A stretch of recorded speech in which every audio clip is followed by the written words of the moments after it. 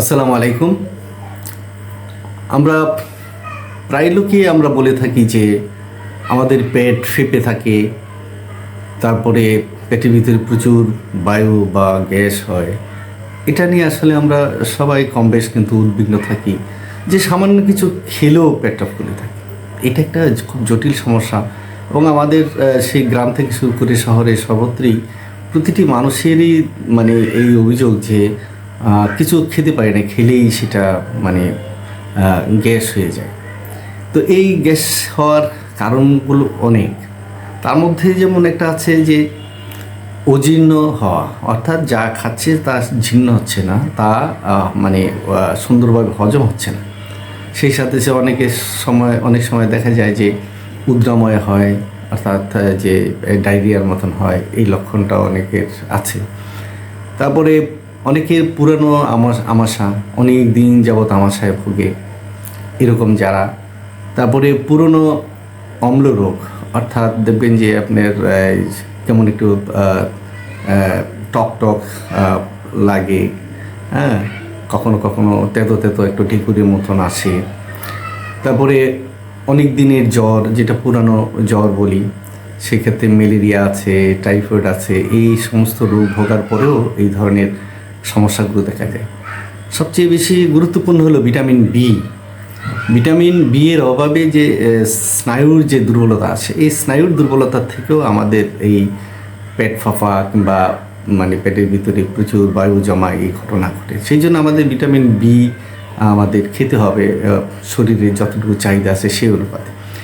এছাড়া অন্যান্য কারণ আছে, যেমন অনেক দিন রোগে ভুগতেছে, তারপরে দুর্বলতা আছে, তারপরে বেশি খাওয়ার একটা নেশা আছে, বেশি খেয়ে ফেললো, জিহ্বায় লোভ বেশি, জিহ্বার চাহিদা বেশি, কিংবা জিহ্বায় স্বাদ বেশি, যা খায় তাই ভালোই লাগে, কিন্তু সেটা হজম হবে কি না সেটা আমরা হয়তো চিন্তা করি না। এই যে বেশি খাওয়ার একটা প্রবণতা। তারপরে যেমন কালাজ্বর হয়। তারপরে অনিয়মিত খাওয়া, যে সকালে সঠিক সময়ে নাস্তা খেলো না, দুপুরে নিয়ম মতন নাস্তা, দুপুরে ভাত খেলো না, কিংবা দুপুরের খাবারটা খেলো না, রাত্রেও ঠিক মতন খেলো না, বিকালে হয়তো কিছু খেলো না। অর্থাৎ এইটা সকালেরটা দুপুরে, দুপুরেরটা এসে বিকালে, বিকালেরটা রাত্রে, এইভাবে আমরা অনিয়মিতভাবে খাওয়া দাওয়া করি। এক এক দিন এক এক সময় আমরা ব্যস্ততা দেখাই, কিন্তু খাওয়া খাদ্যের ব্যাপারে আমাদের একটা নিয়ম অর্থাৎ রুটিন থাকা উচিত। সেই সাথে সাথে যে অমিতাচার আছে, যারা একটু যে শরীরের উপরে অত্যাচার করে, তারপরে যাদের একটু মদ পানের, সিগারেট পানের অভ্যাস আছে, এই সমস্তগুলো একটি গৌণ কারণ, এগুলি মূল কারণের মধ্যে আসে না। তারপরেও একটি জিনিস গুরুত্বপূর্ণ, সেটা হলো যে আপনি যদি কোষ্ঠকাঠিন্যতা থাকে, এটা যদি পার্মানেন্ট হয়ে যায়, তাহলে আপনার এই পেট ফাঁপা কিংবা উদরে গ্যাস হওয়ার এই প্রবণতা বেশি থাকে। পায়খানা যদি ক্লিয়ার থাকে, বাউসটা যদি ক্লিয়ার থাকে, তাহলে সাধারণত দেখা যায় যে পেট ফাঁপা কিংবা গ্যাসের যে সমস্যা এটা থাকে না। এখন এই লক্ষণটা আপনি কীভাবে বুঝবেন যে আপনি যে পেট ফাঁপছে, কিংবা এটা যে একটা রোগ, উদরের যে একটা রোগ, এইটা আপনি বুঝবেন কীভাবে? আমরা এমনি বলে থাকি যে পেটটা ফুলে আছে। আসলে পেটটা দেখা যাবে যে এই গ্যাস যখন হয় তখন পেটটা ফুলে ওঠে, পেটে বাতাস খুব জমে, তারপরে ভুটবার শব্দ হয়, গুড়গুড় শব্দ, নানা রকমের শব্দ হয়, আপনি নিজে কলকল কলকল করে উঠবে, এরকম আপনি দেখবেন। তারপরে দেখা যাবে যে পেটটা খুব উঁচু দেখায়, এখন একটা চাপ, কেমন একটা চাপ চাপ অস্বস্তিকর অবস্থা দেখা যাচ্ছে। সেই সাথে সাথে আবার দেখা যাবে যে আপনি ক্ষুধামন্দা দেখা দেবে, যে অনেক সময় খেতেও রুচি আসে না, ভালো লাগে না, পেট কেমন ভারবার হয়ে থাকে, এরকম অবস্থা। তারপরে দেখবেন যে কখনো কখনো বুক জ্বালা করছে, বুক ধরফর করতেছে। তো বুক ধরফর করলে আমরা অনেক সময় মনে করি যে এটা বুঝি হার্টের সমস্যা। না, আসলে বুক ধরফর যে করে অনেক সময় এই গ্যাস চাপ দিলে এরকম হতে পারে। তারপর অনেক সময় চুয়া ঢেকুর ওঠে, তারপরে টক ঢেকুর ওঠে, উদ্গার হয়, তারপরে দেখা যায় যে আমাদের অধবায়ু হয়। তো এগুলো আমাদের এগুলির লক্ষণ। তো সেই যে হার্টেরও ট্রাবলের কারণে অনেক সময় বুক ধরফর করতে পারে। তবে আপনাকে বুঝতে হবে যে আপনি যদি গ্যাসের রুগী হন, কিংবা আপনি যদি পেট ফাঁপা রুগী হন, তাহলে এই বুক ধরফরটা অনেক সময় দেখা যাবে যে আপনার গ্যাসের কারণেই হচ্ছে। তো মাঝে মাঝে দেখা যাবে যে আপনার প্রচুর ঢেকুর যেমন উঠছে, আবার নিচের দিকেও আপনার বায়ু ত্যাগ হচ্ছে খুব ঘন ঘন এবং দুর্গন্ধযুক্ত, এরকম হতে পারে।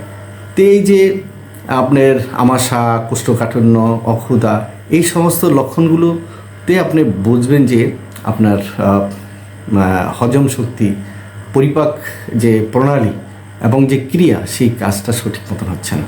আপনাকে সেই জন্য ভালো করে চিবিয়ে খেতে হবে, অল্প খেতে হবে। খিদা না লাগলে আপনি খাবেন না। অনেকে খিদা না লাগলেও খাচ্ছে, মানে চোখের দেখায় একটা ক্ষুধা, ওইটা আপনি খাচ্ছে না, তা খাবেন না। আপনি যদি ক্ষুধা লাগে তবেই খাবেন, আর সেই সাথে পানি খাবেন, মানে সময় মতন পানি খাবেন। ডেলি প্রায় 8 থেকে 10 গ্লাস পানি খাবেন। নিয়মিত একটু হাঁটা চলা করবেন, ব্যায়াম করবেন, তাহলে এই গ্যাস থেকে আপনি রক্ষা পাবেন। আবার হলো যে আমরা খেয়ে দিই, বসে পড়ি কিংবা শুয়ে পড়ি, এগুলো না। কমপক্ষে রাত্রে খাওয়ার পরে 2 ঘন্টা 2.5 ঘন্টা যাতে আপনার আপনি চলাচল, হাঁটাহাঁটি কিংবা কোনো কাজের মধ্যে ব্যস্ত থাকতে পারেন। 2 ঘন্টা পরে খেলেন, তারপর শুয়ে পড়লেন, তাহলে আপনাকে গ্যাস সে আক্রমণ করবে। এবং এই গ্যাস, এবং একসময় দেখা যাবে যে আপনি ডায়াবেটিস আক্রান্ত হয়ে যাচ্ছেন, কারণ খেয়েই যারা শুয়ে পড়ে তাদের মধ্যে ডায়াবেটিস আক্রান্তর প্রবণতা অনেক বেশি। আমি এটা নিজের জীবন থেকে আমি দেখেছি। তো এই ব্যাপারে একটু সাবধান থাকবেন। এবং খাবারগুলো সবগুলোই মানে যতটুকু সম্ভব আপনার ওই যে মশলাপাতি একটু কম হয়, তেলের ব্যবহার কম হয়, এরকম জিনিস। আর যেটা আপনার হজম হবে সেই জিনিসটা আপনি খাবেন। আপনি খাওয়ার পরে তো বুঝতে পারছেন যে আপনার কোন খাবারটা আপনাকে ক্ষতি করে। অনেকে পুঁই শাক খেতে পারে না, কথার কথা। অনেকে পালং শাক খেতে পারে না, অনেকে লাউ শাক খেতে পারে না, অনেকে হয়তো পাট শাক খেতে পারে না, অনেকে মাংস খেতে পারে না, অনেকে ডাল খেতে পারে না, যেটা অনেকে দুধ খেতে পারে না। তো এই যেইটা আপনার ক্ষতি করে সেটা আপনার খেতে হবে কেন, সেটা অ্যাভয়েড করবেন। এবং আপনি আপনার রুচি মতো এবং যেটা শরীরে গ্রহণ করে সেই জিনিসটা আপনি খাওয়ার চেষ্টা করবেন। আমাদের হোমিওপ্যাথিতে এই জন্য অনেক ওষুধ আছে। সেই ক্ষেত্রে দেখা যায় যে কার্বোভেজ নামে একটি ওষুধ আছে, লাইকোপোডিয়াম আছে, কখনো কখনো ক্যামোমিলা কিংবা ল্যাকেসিস। তারপরে যাদের কৃমির আছে, লক্ষণ আছে, কৃমি থাকে, তাদের সিনা। তারপরে কোষ্ঠকাঠিন্য যাদের থাকে তাদেরকে নাক্স বোম আছে, কলিনসোনিয়া আছে। এই সমস্ত ওষুধগুলো আমরা দিয়ে থাকি। সালফার আছে। এরকম মানে ম্যান টু ম্যান বেরি করে আমাদের হোমিও ওষুধ। একটা নির্দিষ্ট ওষুধ আমরা বলতে পারবো না অন্যান্য ডিসিপ্লিনের মেডিসিনের মতো। আমরা শুধু রোগের নয়, রোগীর চিকিৎসা করি। তাই আমাদের কাছে যদি আপনারা আসেন এবং ধৈর্য সহকারে যদি ওষুধ খান, তাহলে এই রোগ থেকে মুক্তি পেতে পারেন। ধন্যবাদ, ভালো থাকবেন।